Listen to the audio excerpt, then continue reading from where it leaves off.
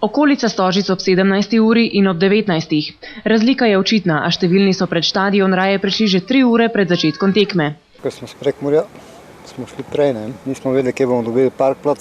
Ker smo hoteli še parkirplac pravcaj dobiti, pa da smo malo pri tu, še gremo kaj spiti, pojesti, pa so pa tekme začeli.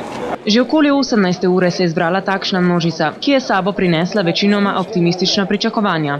Pričakovanja glede na prejšnjo tekmo, ko smo gledali Slovenija, Španija, niso glih, preveč pozitivna, ampak mi verjamemo, da lahko zmagamo in tudi po mojem bomo. Po mojem bomo zgubili, že prvi sem pogledat. Pa mislim, da na koncu bo Slovenija zmagala. Nekateri pa so dan izkoristili tudi za zaslužek. A niso bili to vrstni rekviziti, ki so šli najbolj za med, temveč Zaenkrat te male zastavice, pa bom rekel tudi tele cilindri.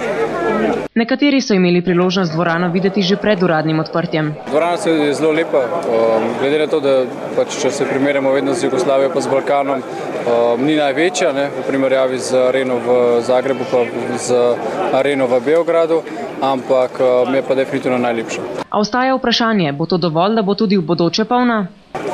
Ja, to je pa veliko vprašanje. Mislim, da zna biti ima kakšen problem, odvisen kakšne bojo prireditve.